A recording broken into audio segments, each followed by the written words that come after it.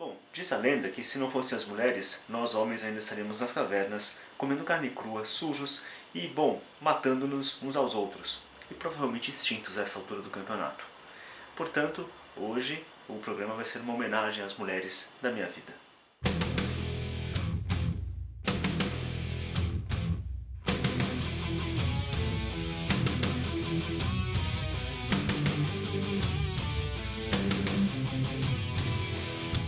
E a primeira dessas mulheres é Anna Akhmatova, a poeta russa.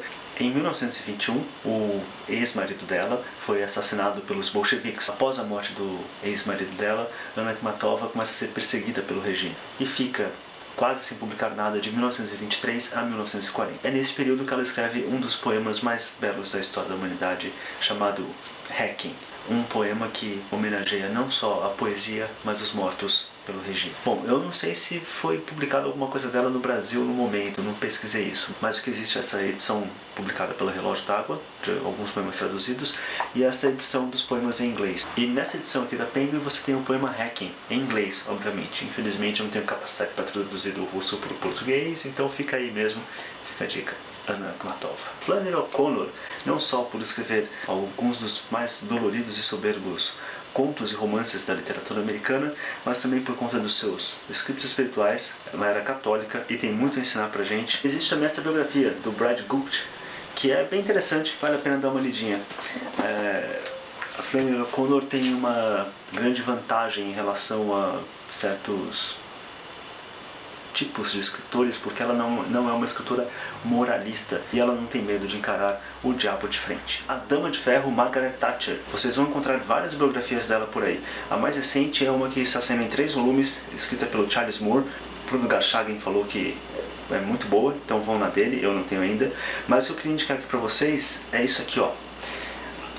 Statecraft, ou A Arte de Governar, como foi traduzido aqui no Brasil. Sim, vocês podem encontrar esse livro aqui pela Biblioteca do Exército, editora. Nada mais é do que as lições sobre a arte de governar da Dama de Ferro. Inclusive, curiosamente, esse livro ele é dedicado ao Ronald Reagan. Para você conservador, old school, isso aqui vale muito a pena ler. E aí você vai ter uma série de temas que ela trata. Os Estados Unidos, terrorismo, a questão dos direitos humanos, a questão europeia, capitalismo e suas críticas. Isto é um olhar de uma mulher que realmente fez história sobre os problemas que nos afligem até hoje. Música. Aqui nos outros programas eu já andei falando de algumas outras cantoras. A Shirley Manson, Laura Marling, Lana Del Rey, mas hoje eu vou me concentrar em duas, tá? A primeira é a norte-americana Gillian Welch, que junto com seu parceiro David Rawlings é uma das vozes mais autênticas da música country americana atualmente. E a Gillian Welch tem uma peculiaridade, as letras dela são extremamente sombrias, às vezes lembra até um pouco coisas do Lou Reed. Eu recomendo muito mesmo o disco dela, The Arrow and the Harvest, que é esse disco aqui, e que é um disco para você ouvir ad infinitum. Pode ouvir à vontade, é realmente muito bom, de uma textura, uma sonoridade que realmente arrepiam. E um outro disco dela que eu recomendo muito, que é esse disco aqui, Look Again to the Wind, é uma reinterpretação do disco de Johnny Cash, Bitter Tears. Então vão lá, escutem, porque não tem só ela, inclusive, tem várias pessoas legais, várias pessoas. Steve Earle, a Rhiannon Giddens, a Emmylou Harris, Kris Kristofferson e mais umas pessoas aí.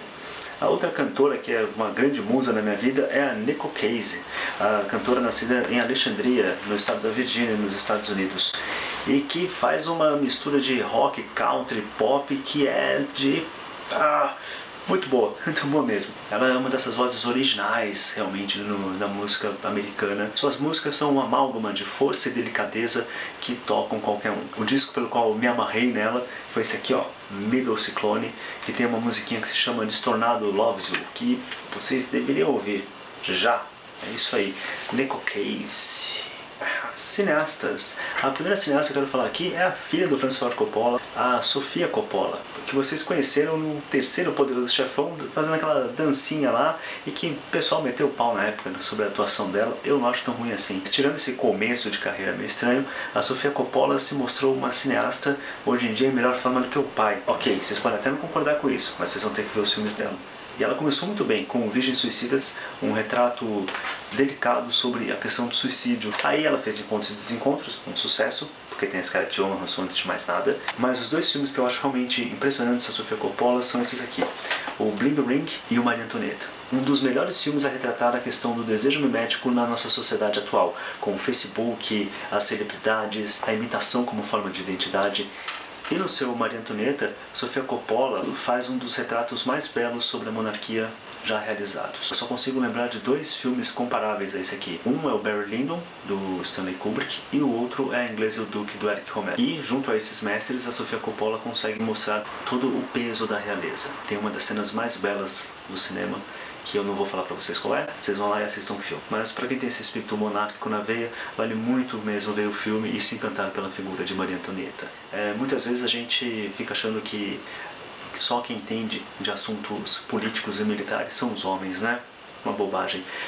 Catherine Bigelow fez dois dos melhores filmes, sim, dois dos melhores filmes de guerra já produzidos na história do cinema. Guerra ao Terror e A Hora da Mais Escura. São dois filmes extremamente tensos e brutais em mostrar a realidade da guerra. E ao mesmo tempo com um senso moral profundo, coisa que falta muito para aqueles bundinhas moles liberais de Hollywood. Aliás, a Catherine Bigelow, pra quem não sabe, ela foi casada com James Cameron, mas ela é muito melhor cineasta que ele. E o filme dela que eu mais gosto, na verdade, não são nenhum desses dois aqui. Bom, A Hora Mais Escura realmente é muito bom. Mas esse aqui, ó, Strange Days, um filme de 1995. O filme trata muito sobre questões sobre racismo, realidade virtual, sexo. É um filmaço. Eu espero que vocês assistam e gostem. E falando agora de uma das mulheres que marcou a minha adolescência. E, bom, acho que é a adolescência de muito adulto por aí. Falo de Norma Jean ou Marilyn Monroe. E ela não é só uma musa pra mim. A Marilyn Monroe é um próprio ícone do feminino. E é um ícone tão forte que mesmo 50 anos depois da sua morte, na série Mad Men, por exemplo, se não me falha a memória, na segunda temporada tem um episódio em que tanto ela quanto a Jacqueline Onassis são exaltadas como o modelo, como se elas fossem dois polos do feminino. Os dois filmes clássicos que todo mundo já deve ter visto, se não viu, deviam ver. Um é O Pecado Mora ao Lado e o outro é Quanto Mais Quente Melhor. Dois filmes dirigidos pelo Billy Wilder, que quase ficava louco com a Marilyn Monroe, mas ele tinha uma espécie de idolatria que fazia ele passar por todo aquele apuro. Mas tem dois filmes considerados menores na carreira da Marilyn que eu recomendo vocês assistirem. Um deles é esse aqui, O Torrentes de Paixão, dirigido pelo Henry Hathaway. A Marilyn, ela não é a personagem principal da história, ela é, digamos, uma personagem secundária, tudo. Só que nesse filme ela faz uma vilã, e é interessante você perceber os momentos em que ela sai de manipuladora para sedutora. Aqui vocês percebem que ela era mais do que simplesmente uma bombshell. E o outro filme é esse aqui, o filme do Otto Preminger, O Rio das Almas Perdidas. Por que eu estou indicando esse filme? Simplesmente pelo fato de que, fora ela estar deslumbrante, vocês lembram da série Os Sopranos? Quando Tony Soprano ficava lá desejando ser aquele tipo forte e silencioso, modelo meio Kelly Cooper. Na verdade, essa fala sobre o caráter do homem íntegro, dos poldaios do velho oeste americano, está aqui na boca de ninguém menos do que Marilyn Monroe. E ela está se referindo ao Robert Mitchum e não ao Gary Cooper.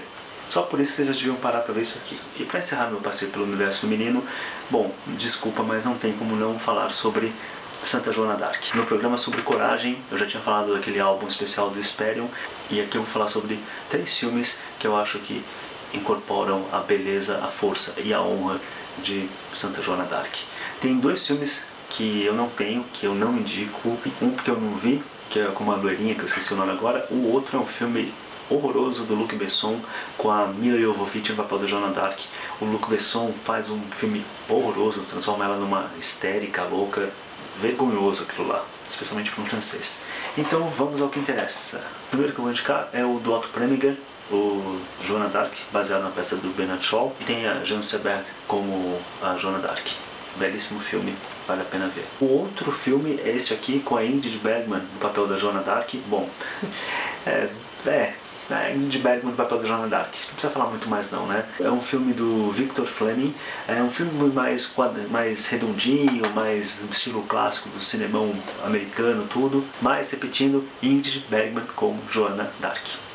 Agora, se vocês querem realmente sentir todo o drama da paixão de Joana, assistam este filme do Dreyer, que é O Martírio de Joana d'Arc. Esse filme foi baseado nos manuscritos do julgamento da Joana. É uma das obras-primas do cinema e é no fundo, uma grande obra de devoção à Santa Joana. O filme é de 1928 e de certa forma ele sintetiza todo o drama da Primeira Guerra Mundial e toda a tragédia que virá acontecer na Segunda Guerra. O clima de intolerância, o clima de perseguição, o ódio brutal que nasce e que condena os inocentes. Eu realmente espero que vocês assistam. Acho que por hoje é só.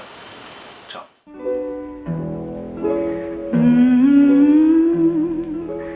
If you listen, you can hear it.